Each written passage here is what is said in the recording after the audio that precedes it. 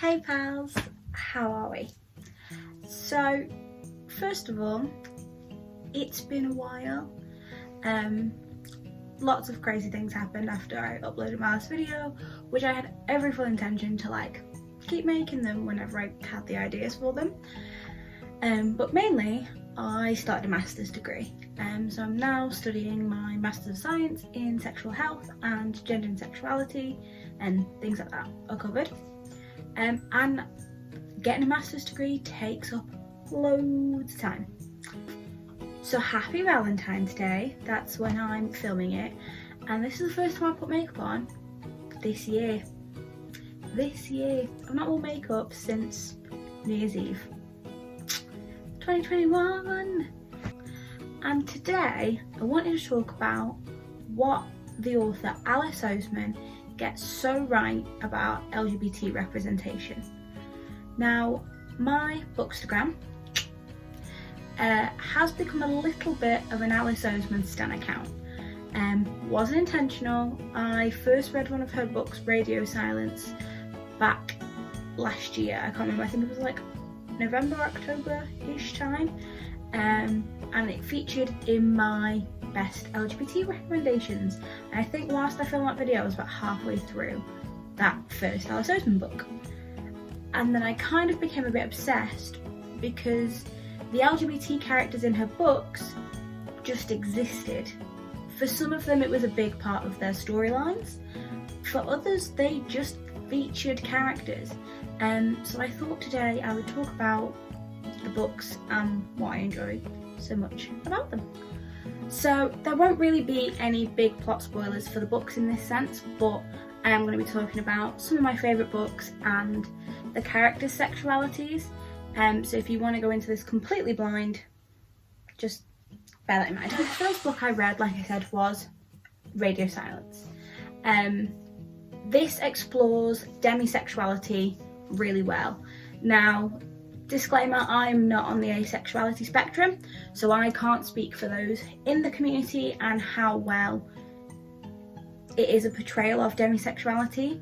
However, I do know that Alice identifies as aromantic and asexual, and has tried to import her own experience into some of the novels. I loved the character of Alid. I loved the exploration of gender in terms of Radio Silence. I loved Radio City. I was a big Welcome to Night Vale fan back in 2014 Tumblr, so I was a big fan of the Welcome to Night Vale vibes. We see bisexuality explored in this. We see a beautiful platonic romance. I know that sounds really weird to say, but Francis and Alid go through essentially what is a romance arc without the romance. It's a real love story, just in a different way, and I thought that was really good. So the next one I read was Solitaire. Now these take place in the same universe, so we see characters being referenced throughout. The characters from Radio Silence, some of them have a cameo, and some of the Solitaire characters appear in Radio Silence, which I didn't realise the first time reading it because I hadn't read any of the books. This is a really interesting book. It's a very different vibe to some of the other stuff. But I thought that, again, the exploration of characters and particularly the exploration of mental health in Solitaire is really good. Now the next one that I want to talk about is the big one, and that is Heartstopper. Now these are 3 beautiful graphic novels, and I love them. Volume 4 is coming out in May, and I know you can read along on things like Tapas. She is consistently updating it, and I think what Heartstopper does so well is shows a different side to male bisexuality that we don't see very often. Traditionally, when we see explorations of bisexuality, particularly in teenagers and that coming of age type of novel, it's almost always with female characters. And I think it's really good that we've seen this exploration of bisexuality and discovering of bisexuality through a male character.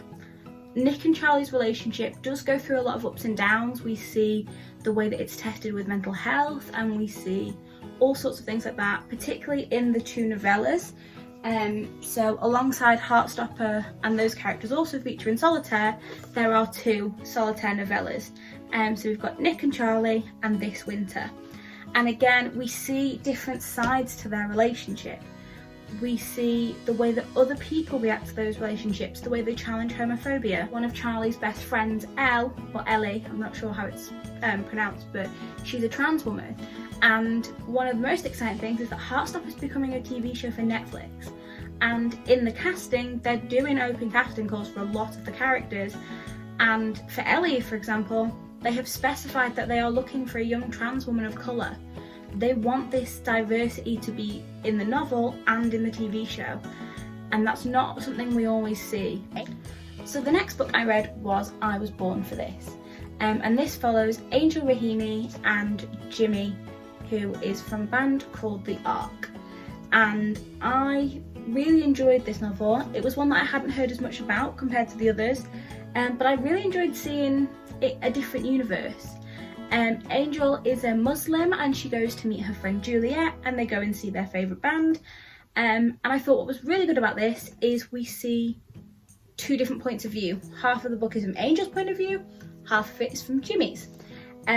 Jimmy is also a trans man, so again, that representation is in there, but being trans isn't a huge part to Jimmy's story. You could read the novel exactly the same if Jimmy wasn't trans, really. And apart from some elements of the story, but he's a trans man, and I think it's that diversity that works so well within Alice Oseman's books, is that it's not a pivotal part of the story, and we're also seeing happy endings. For so often in media we see these really negative, sad, often ending in death endings for LGBT characters, whereas with these ones they have, you know, realistic happy endings, and even when they don't have happy endings, they're still positive portrayals.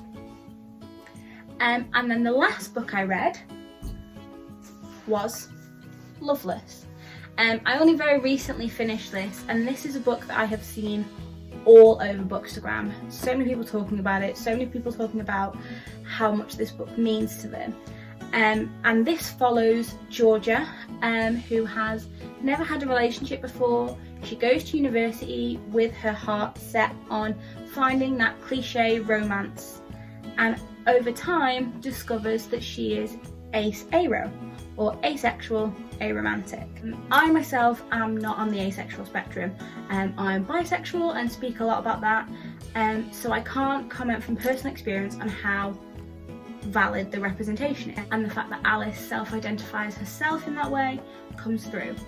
I really enjoyed Loveless, but I know for a lot of people this book means a lot to them because asexual representation is so few and far between, and when we do see it, again, it's that really negative, this person can never be loved, this person can never have, you know, a lasting relationship, whereas in Loveless it's the friendships that are the real point. And I think that's something that is consistent through all of Alice Oseman's books, is that, you know, friendship is seen as just as important a relationship as any of them, really. You know, it's just important to almost romanticize your friendships as well as your romantic relationships, and that's the real love story. So yeah, that is my kind of gushing of Alice Oseman. I think she is a wonderful author, and I think for young people, whether that is secondary school age or college age or kind of just going to university, seeing themselves in these books, whether that is demisexual characters, non-binary characters, bisexual characters, trans characters, whatever you identify, there is pretty much a character that is representative, and I think it's so real, showing that there's not always just one token LGBT character. I kind of don't know what to do myself now I've read them all, other than wait for Heartstopper 4 to come out. But let me know, have you read any Alice Oseman books? I know that this has been a really long video, so if you are still here, thank you. Give me a comment if you've made it to the end of the video. and let me know if there is any more that you would like to see. I don't know when my next video will be. I want to try and do another one in the Disney series. I have a Bookstagram. I'm way more active over on Bookstagram. So yeah, thank you. Have a wonderful day, and I will see you later.